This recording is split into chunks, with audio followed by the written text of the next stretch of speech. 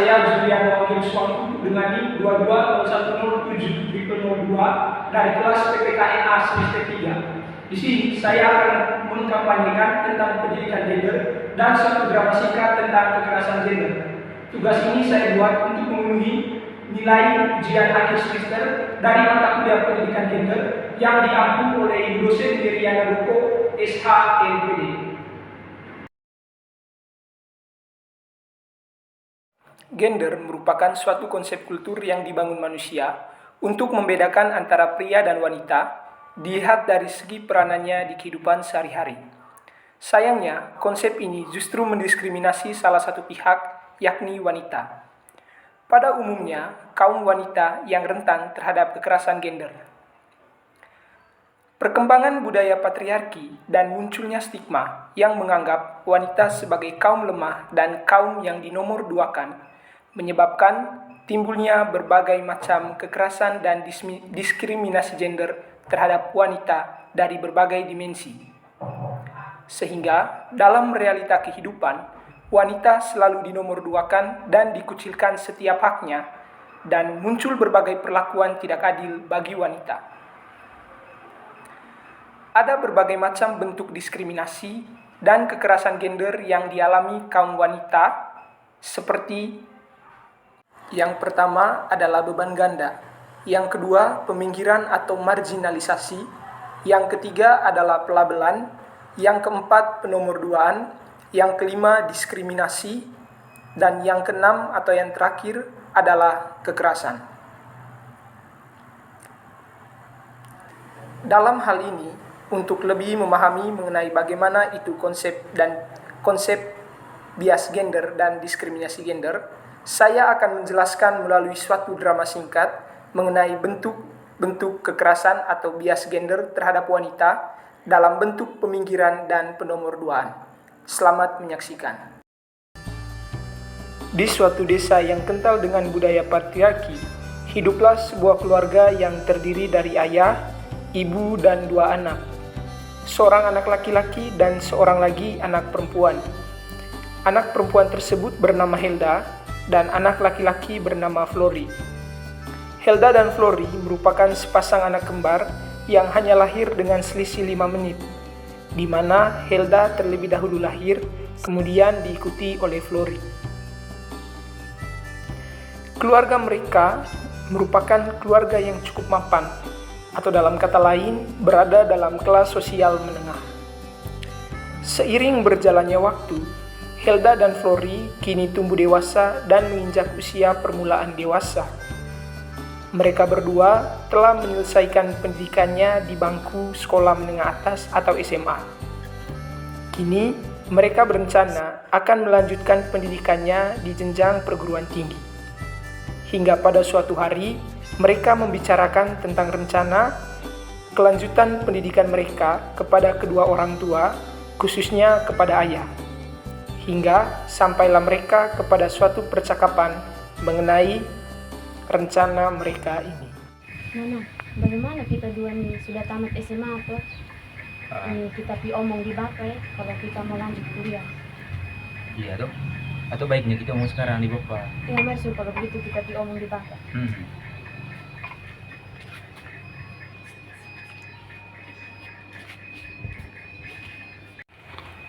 Permisi Bapak. Halo, mari. Bapak. Kenapa kamu datang resmi sekali ini? Kenapa tadi? Jadi, kakak saya yang ngomong. Kau laki-laki, kau yang ngomong. Kenapa kau suruh dia? Kau jadi pemimpin, nanti kau yang ngomong. Kenapa? Begini Bapak, jadi saya dan kakak tadi ada mau rencana mau lanjut kuliah Bapak. Jadi bagaimana pandangan Bapak terkait saya dan kakak? Begini, kalau soal kuliah itu sama sekali saya tidak membatasi. Karena uang juga saya ada untuk kuliah. Tetapi menurut hemat saya di sini, nanti yang kuliah Nana Flori saja. Tapi Nuhelda tidak usah kuliah, begitu. Bapak, kenapa ya begitu? Begini, kau dengar saya. Kau itu perempuan. Nanti kau punya tugas itu hanya mengurus keluarga, urus dapur, urus kau punya suami dan anak. Jadi tidak usah repot-repot kau sekolah. Karena sekalipun kau sekolah nanti, kau punya tugas itu tetap kembali ke dapur. Daripada kau kasih bisa punya uang, lebih baik kau tidak usah sekolah saja. Hai, Bapak, tidak bisa begitu kak Bapak. Kau dengar saya punya omong. Saya kau punya bapak. Kau tidak usah sekolah. Kau lihat kau punya mama itu. Kau punya mama itu kerjanya hanya di dapur dan urus rumah. Yang cari uang itu saya, laki-laki. Jadi perempuan itu kerjanya di dapur. Daripada kasih habis uang untuk sekolah, lebih baik kau itu cari suami saja. Tinggal saja. Nanti yang sekolah itu hanya Flori. Kau terus sekolah. Kau dengar saya ngomong. Hai, Bapak, ini harus begitu. Lihat saja mau sekolah, Bapak tidak ada seperti Kau itu, ini Bapak. dengar, kau sini. Kau ini memang keras kepala.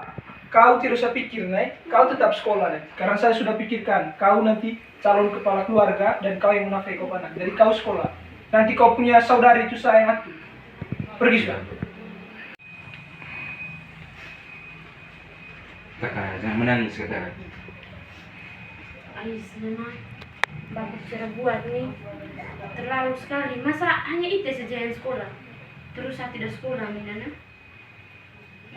Menurut saya itu kakak, yang mungkin terlalu melekat budaya patriarki hingga bapak lebih memihak kepada saya.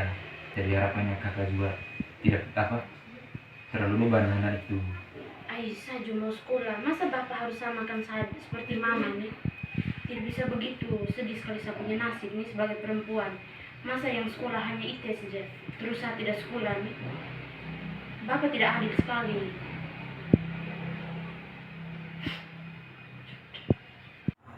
Seperti pada drama yang telah ditampilkan di atas, begitu sedihnya nasib kaum perempuan.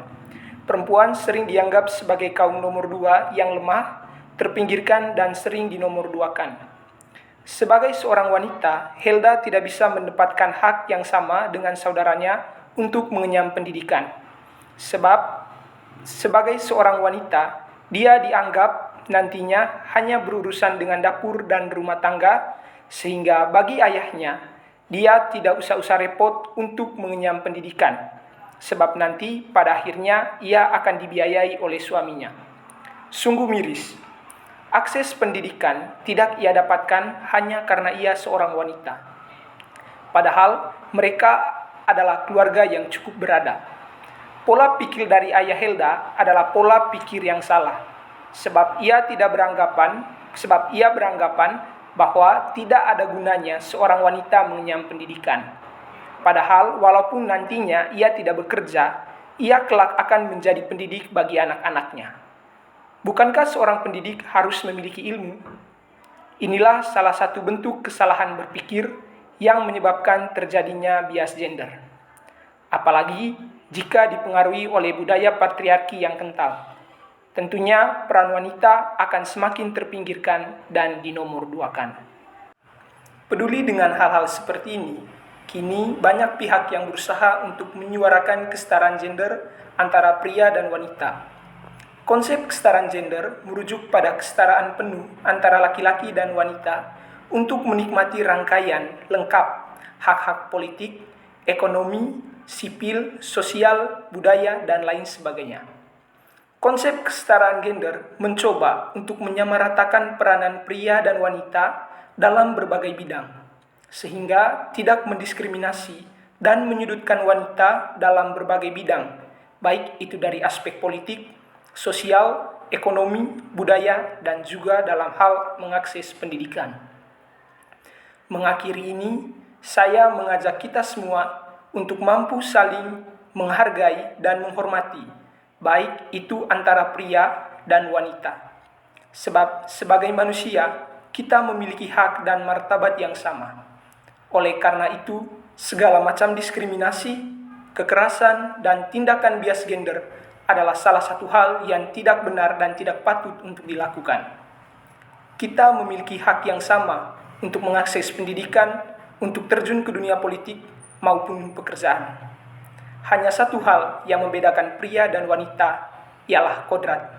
Selain daripada itu, untuk mengakses hal-hal tertentu, kita memiliki hak yang sama sebagai manusia yang memiliki martabat dan kesetaraan yang sama. Sekian dan terima kasih.